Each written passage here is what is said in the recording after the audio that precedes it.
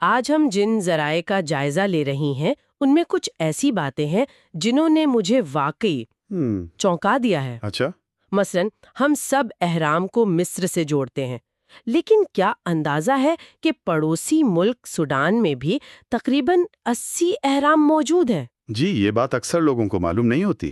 اور جو بات مجھے سب سے زیادہ حیران کر گئی وہ یہ کہ 12ویں صدی میں ایک سلطان نے گیزا کے احرام کو گرانے کا باقاعدہ منصوبہ بنایا تھا، اور ناکام رہا۔ بالکل۔ آپ سوچیں، ایک پوری سلطنت کی طاقت ایک اکیلی عمارت کے سامنے بے بس ہو گئی۔ یہ واقعی وہ پہلو ہیں جو اکثر نظر انداز ہو جاتے ہیں۔ یہ ہمیں یاد دلاتے ہیں کہ ان قدیم عجائبات کے بارے میں ہمارا علم کتنا محدود ہے اور ان کی کہانیاں کتنی گہری ہیں۔ بالکل، اور آج ہم نے جو ریسرچ دیکھی ہے اس کی بنیاد پر احرام سے جڑے کچھ ایسے رازوں کو سمجھنے کی کوشش کریں گے۔ ہم صرف یہ نہیں دیکھیں گے کہ یہ کیسے بنے، بلکہ یہ کیوں بنائے گئے اور ان کا اصل مقصد کیا تھا۔ تو شروع کہاں سے کریں؟ میرا خیال ہے سب سے پہلے یہ سمجھنا ضروری ہے کہ یہ صرف قبریں نہیں تھیں۔ آپ نے بالکل صحیح نقطہ اٹھایا ہے۔ بنیادی سطح پر ہاں، یہ مصر کے پرانے اور درمیانی ادوار سلطنت کے فرعونوں اور ان کی بیویوں کے لیے مقبرے تھے۔ اور تعداد میں کتنے ہوں گے یہ؟ اب تک مصر میں 138 کے قریب احرام دریافت ہو چکے ہیں، لیکن انہیں صرف مقبرہ کہنا ایسا ہی ہے جیسے تاج محل کو صرف ایک قبر کہنا۔ ان کے ڈیزائن اور مقصد کے پیچھے ایک پوری کائنات چھپی ہوئی تھی۔ اچھا، تو یہ جو تکونی شکل ہے یہ صرف ایک ڈیزائن نہیں تھا، اس شکل کا بھی کوئی خاص مطلب تھا؟ بالکل، اس کے پیچھے گہری مذہبی علامات تھیں۔ مصری عقائد کے مطابق دنیا کی تخلیق ایک ابتدائی ٹیلے سے ہوئی تھی۔ ٹیلے سے؟ جی، جسے وہ بین بین کہتے تھے۔ احرام کی شکل اسی مقدس ٹیلے کی نمائندگی کرتی تھی، یعنی ہر احرام ایک طرح سے تخلیق نو کی علامت تھا، جہاں سے فرعون کی روح ایک نئی زندگی کا آغاز کرے گی۔ یعنی ہر احرام ایک چھوٹی سی دنیا کا ماڈل تھا۔ یہ تو بہت گہری سوچ ہے۔ جی، اور میں نے پڑھا ہے کہ ان کا سورج سے بھی کوئی خاص تعلق تھا۔ ان پر جو سفید چونا پتھر لگایا جاتا تھا اس کا مقصد صرف خوبصورتی نہیں تھا۔ نہیں، وہ دراصل ایک فعال حصہ تھا۔ ان کی ڈھلانی شکل سورج کی زمین پر پڑتی ہوئی کرنوں کی عکاسی کرتی تھی۔ اچھا، زیادہ تر احراموں کو انتہائی چمکدار سفید چونے کے پتھر سے ڈھانپا گیا تھا تاکہ وہ میلوں دور سے سورج کی روشنی میں ستاروں کی طرح چمکیں۔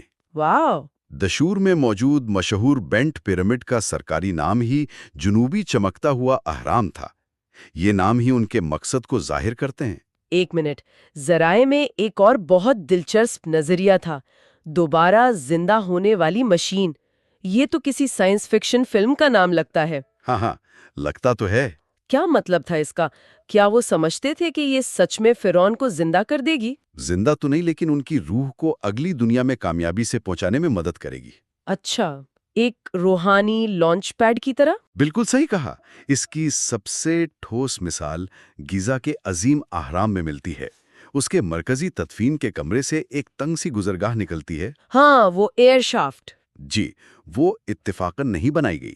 وہ سیدھی آسمان کے اس حصے کی طرف اشارہ کرتی ہے جہاں ستارے ایک مرکزی نقطے کے گرد گھومتے نظر آتے ہیں۔ اور قدیم مصریوں کے لیے وہ جگہ؟ وہ آسمانوں کا دروازہ تھا جہاں سے فرعون کی روح دیوتاؤں میں شامل ہو سکتی تھی۔ یہ تو ناقابل یقین ہے، یعنی ہر چیز، ہر زاویہ سوچ سمجھ کر بنایا گیا تھا۔ جی، اور میں نے یہ بھی نوٹ کیا ہے کہ یہ تمام اہرام ہمیشہ دریائے نیل کے مغربی کنارے پر ہی ہیں۔ یہ کوئی اتفاق تو نہیں ہو سکتا، ہے نا؟ بالکل نہیں۔ یہ ان کی کائناتی سوچ کا ایک اور ثبوت ہے۔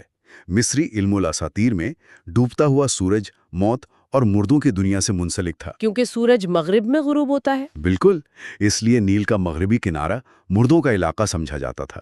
یہ ان مقبروں کے لیے سب سے منطقی اور علامتی مقام تھا۔ مشرق زندگی کا اور مغرب موت کے بعد کی زندگی کا کنارہ تھا۔ اچھا، تو یہ صرف قبریں نہیں تھیں بلکہ ایک طرح سے روحانی مشینیں تھیں۔ لیکن جو شکل آج ہم گیزا میں دیکھتے ہیں وہ ہمیشہ سے ایسی تو نہیں تھی۔ نہیں، بالکل نہیں۔ اس پرفیکٹ ڈیزائن تک پہنچنے میں کئی ناکامیاں بھی دیکھی ہوں گی۔ اس کا آغاز کہاں سے ہوا؟ اس کی جڑیں بہت پرانی ہیں۔ سہارا کے علاقے میں 4700 قبل مسیح میں بھی ٹیلے نما قبریں بنائی جاتی تھیں جنہیں تمولی کہتے ہیں۔ لیکن اصل ارتقاء؟ اصل ارتقاء ابتدائی شاہی ادوار میں ہوا جب امیر مصریوں کو مستطیل شکل کے مقبروں میں دفنایا جاتا تھا جنہیں مستبہ کہا جاتا تھا۔ یہ وہی مٹی کی اینٹوں والے فلیٹ چھت کے ڈھانچے؟ جی بالکل وہی۔ تو پھر یہ فلیٹ چھت سے اوپر کی طرف اٹھنا کب شروع ہوئے؟ کس نے پہلی بار سوچا کہ چلو اسے آسمان کی طرف لے کر جاتے ہیں؟ اس کا سہرا تیسرے شاہی خاندان کے فرعون جوسر کے ایک غیر معمولی وزیر اموہتب کو جاتا ہے۔ اوہ، اموہتب، وہ تو صرف وزیر نہیں تھے نا؟ نہیں، وہ ایک ماہر معمار، طبیب اور نجومی بھی تھے۔ اسی نے تاریخ کا پہلا مصری اہرام تعمیر کیا جسے آج ہم جوسر کا قدمی اہرام کہتے ہیں۔ اور یہ دنیا کی قدیم ترین یادگاروں میں سے ایک ہے۔ جی، جو مکمل طور پر تراشے ہوئے پتھروں سے بنی ہے۔ تو وہ پہلا جینیس تھا جس نے سوچا کہ ایک فلیٹ تہ کی بجائے چلو ایک کے اوپر ایک تہ رکھتے ہیں؟ بالکل، اور یہ ایک انقلابی قدم تھا۔ دلچسپ بات یہ ہے کہ اسے پہلے ایک بڑے مربع مستوبہ کے طور پر شروع کیا گیا تھا۔ اچھا۔ پھر امہوتک نے فیصلہ کیا کہ اس پر مزید چھوٹی تہ رکھی جائیں، جس سے یہ 6 منزلہ قدمی شکل اختیار کر گیا۔ فرعون کی روح کے لیے آسمان تک ایک سیڑھی؟ ایک علامتی سیڑھی، جی۔ واہ، لیکن یہ ابھی بھی وہ ہموار تکونی شکل نہیں تھی جسے ہم اہرام سمجھتے ہیں۔ اس تبدیلی میں کتنا وقت لگا؟ یہ تبدیلی چوتھے شاہی خاندان کے دور میں آئی جسے اہرام سازی کا سنہری دور کہا جاتا ہے۔ اور اس کا سہرا جاتا ہے فرعون سنفو کو۔ جی، جو ایک انتھک بلڈر اور تجربات کرنے والا تھا۔ اس نے ایک نہیں بلکہ 3 بڑے اہرام بنوائے۔ ایک ہی فرعون نے 3 اہرام؟ یہ تو جنون لگتا ہے۔ وہ جیسے وہ صحیح فارمولا تلاش کر رہا تھا۔ اس کا پہلا منصوبہ میدون کے اہرام کا تھا۔ اس نے ایک موجودہ قدمی اہرام کو ہموار اطراف والے حقیقی اہرام میں تبدیل کرنے کی کوشش کی۔ اور وہ کامیاب نہیں ہوا؟ نہیں، وہ منصوبہ ناکام ہو گیا اور اہرام بعد میں منہدم ہو گیا۔ لیکن وہ رکا نہیں۔ یعنی پہلی کوشش ناکام ہوئی، پھر اس نے کیا کیا؟ اس نے دھاشور میں ایک نیا، زیادہ بڑا اہرام شروع کیا جسے آج ہم بینٹ پیرامڈ یا جھکا ہوا اہرام کہتے ہیں۔ یہ نام کیوں پڑا اس کا؟ یہ ایک جزوی کامیابی تھی۔ آدھے راستے میں معماروں کو اندازہ ہوا کہ انہوں نے زاویہ بہت زیادہ کھڑا رکھا ہے اور یہ ڈھانچہ اپنے ہی وزن سے گر سکتا ہے۔ اوہ، تو انہوں نے اسے وہیں بدل دیا؟ انہوں نے اوپر جا کر زاویہ اچانک کم کر دیا جس سے اس کی یہ منفرد جھکی ہوئی شکل بنی۔ تو یہ ایک ڈیزائن نہیں بلکہ ایک مجبوری تھی۔